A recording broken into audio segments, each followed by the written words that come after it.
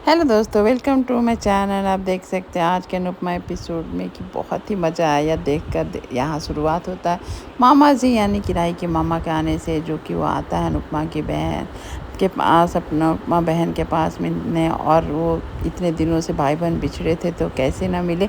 उसकी नौकरी भी चली जाती थी। यहाँ पर सभी उसको बोलते हैं कि मिल जाएगी नौकरी। यहाँ बाप बोलती है अपनी वाइफ को लेकर क्यों नहीं आया, तो पता चलता है कि उसकी वाइफ ठीक नहीं है, लड़ती झगड़ती है। तो बा यहाँ ताना कसती है, फिर भी यहाँ अनुपमा संभालती है बात को और बोलती है भावेश चिंता मत करो, आज नहीं तो कल मिल जाएगी नौकरी, सब कुछ सही हो जाएगा।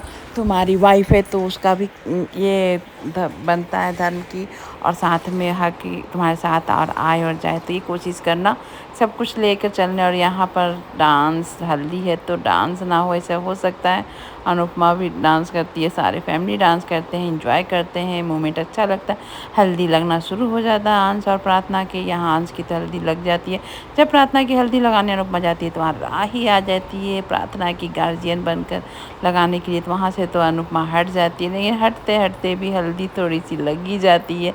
अनुपमा का हाथों से देख के राही एकदम से थोड़ा सा डिसअपॉइंटेड हो जाती है। फिर भी वहाँ कुछ होता नहीं है, कोई सीन नहीं क्रिएट होता है। यहाँ हल्दी का फंक्शन जारी रहता है, एंजॉय करते हैं सब अपने अपने जोड़ों के साथ। ये देखकर बेचारी माँ ही एकदम से ये हो जाती है। ये बात तो सही है, बेचारी इस उम्र में अकेलापन जब अनुपमा को खल रहा होता है, अनुज की याद आती है, अनुज को याद करती है कि आज वो अकेले है। सब जोड़ियों को देखकर उसको कमी महसूस हो रही होती है। तो सोच सकते हैं कि माँ ही पर क्या बीत रही होगी आज वो अनुपमा अपने अनुज को याद करती है।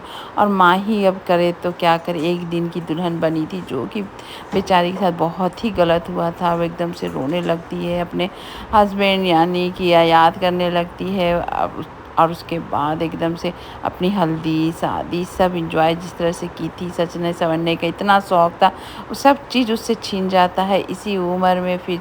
लेकिन वो मंगलसूत्र चूड़ी सिंदूर देख कर उसके मन में लालच आ जाता है, और वो करे तो अपने हल्दी की शादी का निकाल कर जोड़ा हल्दी वाले पहन लेती है, सज भी लेती है। मंगलसूत्र बोलो चूड़ी बोलो वो सब पहनती है। वो एकदम से उसे रहा नहीं जाता है कि मैं अभी से ही इतना अकेला क्यों महसूस हूँ। सबके पास सब कुछ है, प्यार करने वाला मेरे पास कुछ भी नहीं है। तो चूड़ी सिंदूर तक वो लगा लेती है कि अब मैं अच्छी लग रही हूँ, सुंदर लग रही हूँ।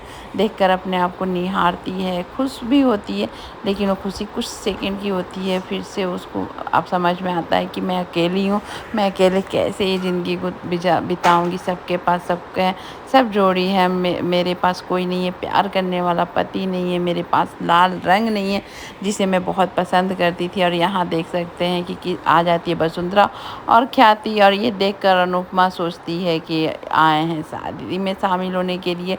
खुशी के मारे प्रार्थना को आवाज़ देती है कि देखो तुम्हारे माँ और साथ में मोटी भाभी आ गई है। लेकिन ये सब भ्रम था, क्योंकि यहाँ पर अपने दामाद जी यानी कि गौतम के आग लगाने पर वसुंधरा आ गई है। और यहाँ पता ही नहीं चला बेचारी, जब प्रार्थना को वसुंधरा बोलती है कि मैं यहाँ हल्दी वल्दी में नहीं आई हूँ, तुम्हारा का एक बोझ को हल्का करने आई हो। तो ये तो समझ ही में नहीं आया कौन सा बोझ जो हल्का करने आई है वसुंधरा। वसुंधरा भी एक औरत होकर समझ में नहीं आता वो कैसे बोलती है। यहाँ अनुपमा को जब बोलती है चुप रहो तुम मत बोलिए अनुपमा जी बीच में, ये तो अच्छा लगा। अनुपमा का 5 पन्ने का भाषण शायद आज सुनने ना मिले, तो ऐसे कैसे हो सकता है। यहाँ ये कागज़ कोर्ट से बनवा के ला के प्रार्थना के हाथ में धरा देती है। प्रार्थना देखते ही रह जाती है कि है क्या। तो सभी पूछने लगते हैं कि है क्या, ये समझ में नहीं आ रहा। तो अब तो अनुपमा ही पूछेगी, उसी में हिम्मत है वसुंधरा से पूछने की। तो जब वसुंधरा से बोलती है कि आखिर है क्या, तो वसुंधरा यहाँ बताती है उस कागज़ के बारे में कि प्रार्थना का पेट में जो बच्चा है वो कोठारी का ख़ानदान का है, तो वो हक उसका बनता था। हाँ, अनुपमा बोलती है कि ये आपने इतना गिरा हुआ सोच सोच कैसे लिया कि एक माँ से उसका हक छीन लेंगे। अब अनुपमा का 5 पन्नों का भाषण भी शुरू हो जाता है।